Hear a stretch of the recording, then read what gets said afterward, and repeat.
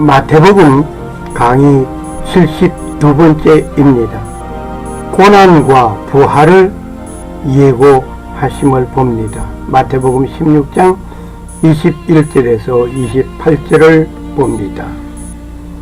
예수님께서는 처음으로 자기 자신이 고난을 당하고 죽임을 당하지만 3일 만에 부활하게 될 것을 제자들에게 말씀하십니다. 이 말을 듣는 즉시 베드로는 만류합니다. 베드로가 만류하는 말을 듣는 순간 예수님께서는 사탄아, 너는 내 뒤로 물러가라, 불호령이 내려집니다. 그리고 예수님을 따라가려는 자를 위하여 갖추어야 할 것을 말씀해 주십니다. 자기를 부인하고 자기 십자가를 지고 주를 따라가야 한다고 말씀하십니다. 이 말씀을 듣는 제자들은 앞으로 겪게 될 험난한 일들이 전개됨을 알 수 있습니다. 이 일이 오늘 예수님을 구세주로 믿고 따라가는 여러분과 나에게 있을 일들입니다. 21절 말씀. 그때부터 예수님께서 자기가 반드시 예루살렘으로 가서 장로들과 수제사장들과 서기관들에게 많은 일들로 고난을 당하고 죽임을 당하며 셋째 날 다시 일으켜질 것을 자기 제자들에게 보이기 시작하니, 지금까지는 제자들은 신바람이 나는 일들을 보았고 경험하고 체험하였습니다. 귀먹은 자가 듣고 어눌한 자가 말을 하고 죽은 자가 살아나는 일들과 중풍병자가 상을 들고 집으로 가는 모습을 보았습니다. 빵 5개로 5,000명을 먹이고 빵 7개로 4,000명을 먹고 남은 부스러기를 12광저리 또는 7바구니를 거두는 일들을 제자들은 직접 경험하고 체험한 일들이었습니다.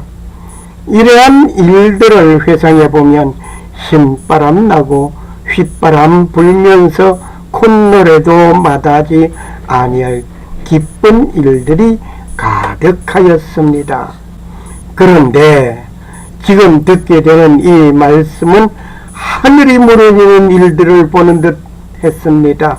그런데 예수님은 앞으로 이루어지게 될 고난을 예고해 주셨습니다. 하지만 그 고난 뒤에는 따라오는 부활이라는 놀라운 소식이 있습니다. 이것을 우리는 보아야 합니다. 22절 말씀. 그때에 베드로가 그분을 붙잡고 그분을 꾸짖기 시작하여 이르되 주여, 그럴 수 없습니다. 이 일이 결코 죽게 임하지 아니하리이다 하거늘 베드로는 급한 성미 그대로 드러납니다. 예수님께서 말씀이 끝나기가 늦다 할 정도로 스승이 고난을 받아 죽임을 당한다는 말씀의 격분한 모습입니다.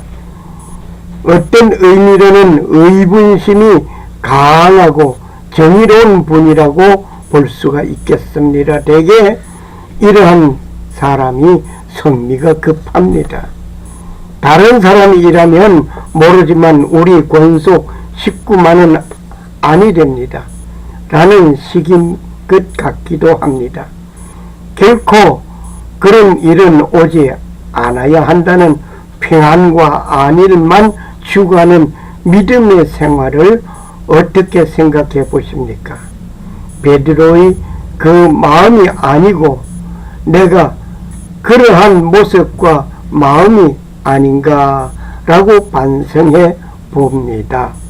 23절 말씀. 그분께서 돌이키사 베드로에게 이르시되 사탄아, 너 내 뒤로 물러가라. 너 내게 실족거리라. 네가 하나님에게서 난 일들을 좋아하지 아니하고 사람들에게서 난 일들을 좋아하는도다 하시니라. 조금 전에 베드로는 주는 그리스도시요 살아계신 하나님의 아들이라고 예수님에 대하여 고백을 하였을 때 예수님은 하늘의 특권을 허락하시던 예수님이었습니다. 순간 그분은 냉혹하고 저주스러운 말씀으로 사탄이라고 지적하였습니다. 사람은 신앙을 고백하고 잘 나아가던 순간이지만은 하나님의 일들을 좋아하지 않고 사람들의 일을 좋아한다면 하나님의 사람이 아니고 사탄이 되는 것입니다. 내가 교회에서 봉사하고 전도 현장에서 봉사하는 일들이 사람들에게서 난 일들을 하면 사람들의 일들을 좋아하고 있다고 한다면 어떻습니까? 아니면 하나님에게서 난 일이라고 좋아한다고 할 수 있습니까? 물론 하나님께서 난 일이라고 하신 것입니다. 하지만 내가 좋아서 그 일을 하는 것이라면 그 순간 그 일을 멈추십시오. 나는 힘들고 그 일이 싫지만 하나님의 영광을 위하여 하는 일이라고 한다면 계속 하십시오. 내가 주체가 될 수 없습니다. 내가 주인이 될 수 없습니다. 하나님의 주인이 되시고 주체가 되셔야 할 것입니다. 24절 말씀. 그때에 예수님께서 자기 제자들에게 이르시되 어떤 사람이 나를 따라오려거든 자기를 부인하고 자기 십자가를 지고 나를 따를지니라. 예수님께서 하신 말씀이 심상치 않습니다. 나를 따라오려거든 자기를 부인하고 자기 십자가를 지고 나를 따르라고 하셨습니다. 오늘 여기에 보면은 예수님은 내 인생 바깥에 있고 내가 나의 삶의 내 인생의 주인이 내가 되었어. 내가 주체가 되고 나의 삶을 내가 살아가는 예수님과는 아무리 상관없는 삶을 내가 살고 있습니까?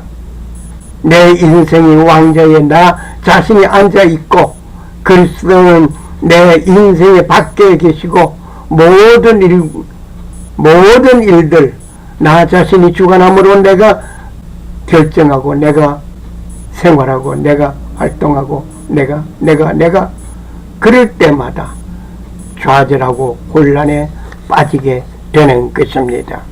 그런데 예수님을 영접하기는 했습니다. 예수님을 영접하고 예수님은 내 인생 속에 인생 삶에 예수님을 받아들였습니다.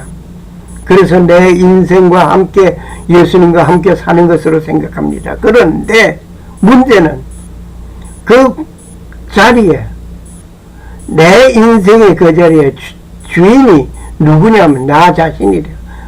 내가 결정하는 것을 예수님이 따라주기를 바라는 식으로 모든 것은 내가 결정하고 내가 생각하고 내가 행동하고 그래 예수님은 나의 협력자로 나의 동업자로 그렇게 생각하고 살아가는 성도들 많이 있습니다.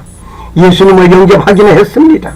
예수님을 영접하면서도 예수님이 나의 인생의 주인이 되지 못하고 예수님은 나와 함께 동행하는 분으로 모든 결정권은 나에게 있고 모든 것은 내가 알아서 정리하는데 예수님은 그 나를 도와주시는 분으로 생각하는 분이 있습니다. 그런데 이러한 삶은 어떤가요?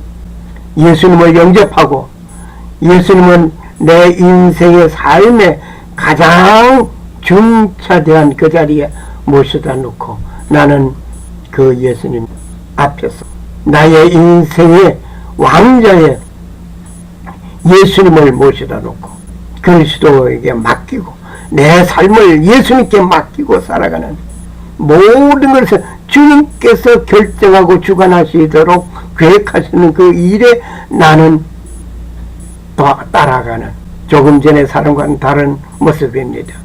내가 주장하고 내가 결정하고 주님은 나를 도와주는 그런 것이 아니라 이제는 주님께서 결정하고 주님께서 계획하시고 주님께서 원하시는 그것을 내가 따라가 나가는 그러한 삶이 되어져야 될 줄 믿습니다. 예수님의 제자로서 따라가려면 첫 번째 자기를 부인해야 합니다. 자기를 부인하고 내가 있는 그 자리에 예수님이 계셔야 합니다. 나라고 하는 존재는 존재하지 않고 그 나의 자리에 내가 있는 것이 아니라 예수님이 존재하는 것입니다. 어느 누구를 만나도 대화를 하는데도 내 생각이 아니고 예수님이라면 어떤 말씀을 할 것인가 입니다. 다음은 자기 십자가를 지라고 하셨습니다. 십자가는 사형틀입니다. 이 사형틀은 사형 엄도를 받고 사형장에 가서 매달려 죽임을 당하게 될 형틀입니다. 재판승에서 메고 사형장까지 메고 가는 것입니다. 예수님께서 빌라도 재판에서 각종 모욕을 받고 숱한 고난을 받고 사형장으로 가는데 그냥 가는 것이 아니고 그 십자가 형틀을 메고 가셨습니다. 우리는 신앙생활 하다가 어려운 일이 생기면 당연히 내가 당하고 지고 가는 고난의 십자가를 생각하는 분들이 많이 있습니다. 그런데 십자가는 사형 현장까지 내가 지고 그 형틀에 내가 매달려 진행되는 것입니다. 집행되는 것입니다.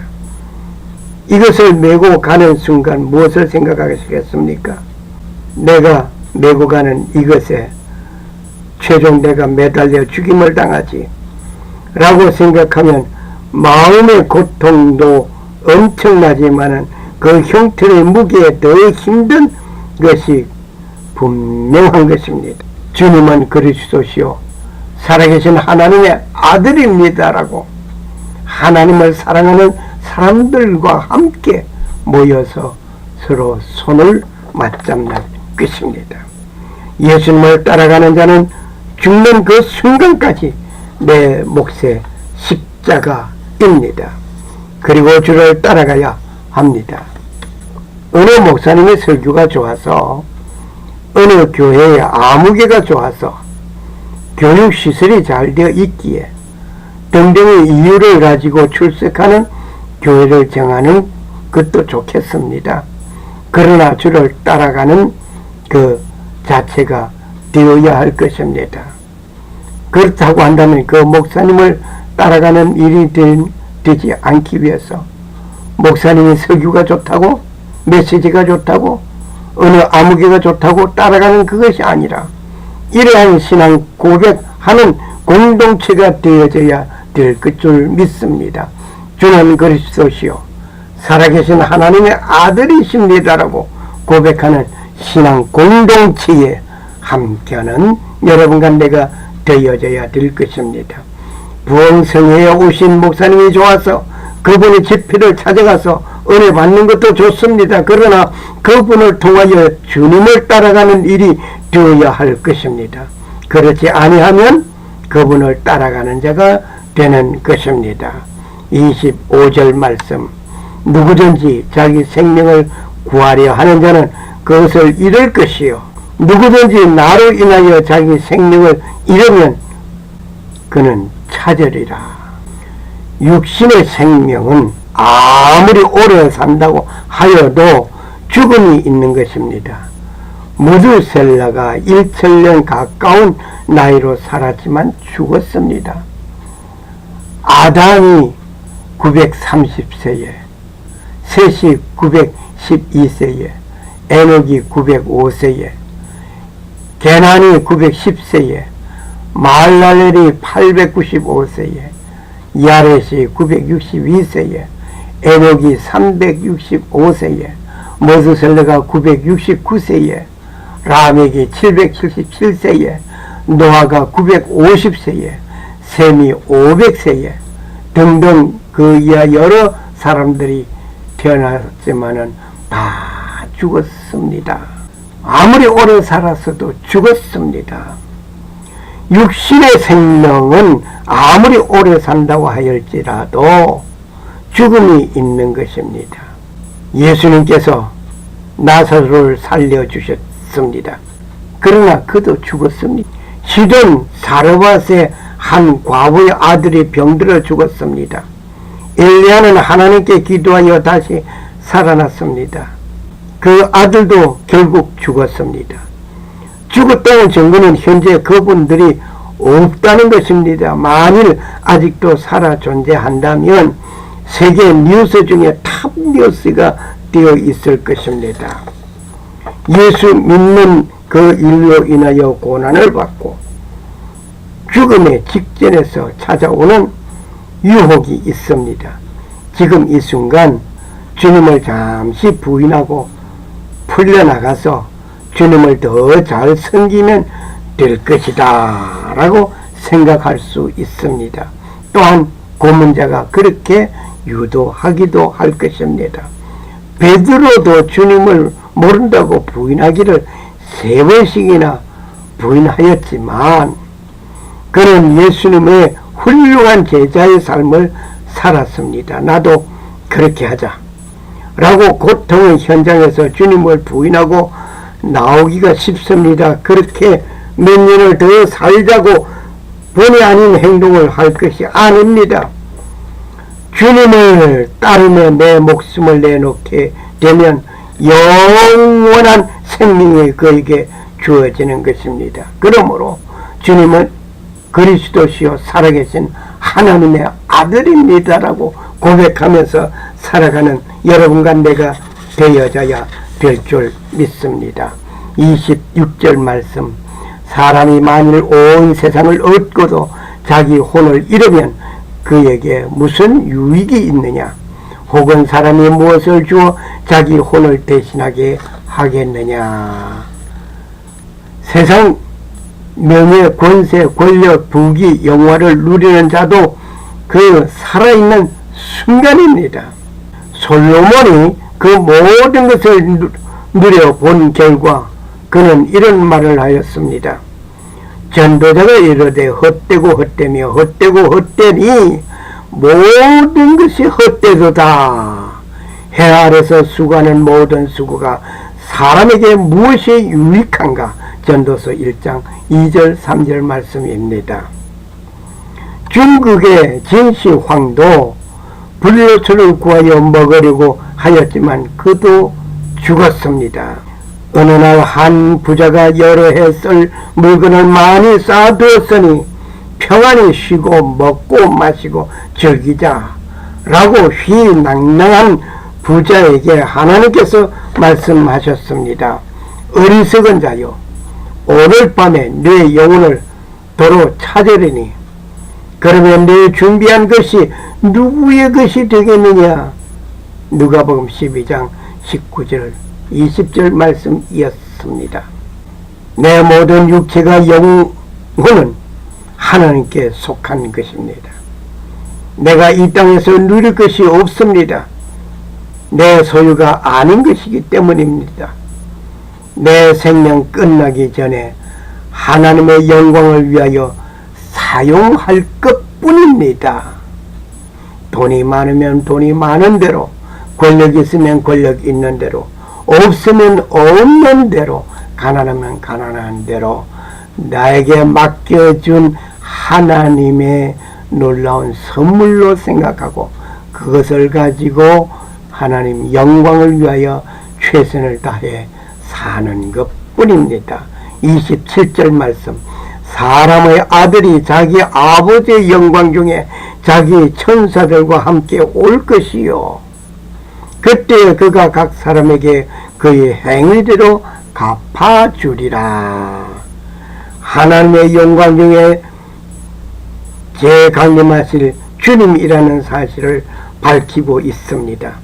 그 날에는 심판의 재림의 주님이십니다. 내 삶이 어떠하였던가를 그대로 갚아주십니다. 예수님은 메시아를 대망하던 그곳에 현실로 초림하여 오셨습니다. 그런데 메시아를 대망하던 자들이 환영은 고사하고 고문하고 죽여버렸습니다. 그분에게는 죽음이 끝이 아니었습니다. 그분은 다시 부활하셨습니다. 온 세상 죄를 지고 가는 하나님의 어린 양이었습니다. 나의 허물과 죄를 담당하셨습니다. 용서받은 우리가 새 생명을 얻기 위하여 부활하신 것이었습니다. 그리고 그분의 모든 삶이 이 땅에 더 이상 존재하지 않고 성천하셨습니다. 예수님의 성천하심은 우리에게 성령을 오시게 하기 위한 것이었습니다. 내가 너에게 진실을 말하노니 내가 떠나가는 것이 너에게 유익이라. 내가 떠나가지 아니하면 위로자께서 너에게 오지 아니하시리라. 요한복음 16장 7절 말씀입니다. 그리고 그분은 우리가 하늘 영광 가운데 그 아버지의 영광에 입성하기 위하여 가셨습니다. 이제 그분을 나의 영원한 구세주로 영접하고 지금 만나시기를 원합니다. 28절 말씀. 진실로 내가 너에게 이르노니. 여기에 서 있는 사람들 중에는 죽음을 맛보기 전에 사람의 아들이 자기 왕권을 가지고 오는 것을 볼 자들도 들어 있느니라 하시니라. 지금 이 순간 주님께서 재강림하시면 강림하심을 직접 볼 수 있는 것입니다. 여러분과 내가 말입니다. 그러나 주 강림 전에 내가 먼저 눈을 감는다면 주 강림하실 때 잠자던 자 그들이 부활하여 신랑 되신 예수 그리스도를 맞이하게 됩니다. 그날에 누구에게는 심판의 주님이시지만은 그의 신부로 단장된 자들은 신랑을 맞이하게 됩니다. 할렐루야. 마라나타. 오 주 예수여 어서 오시옵소서. 감사합니다.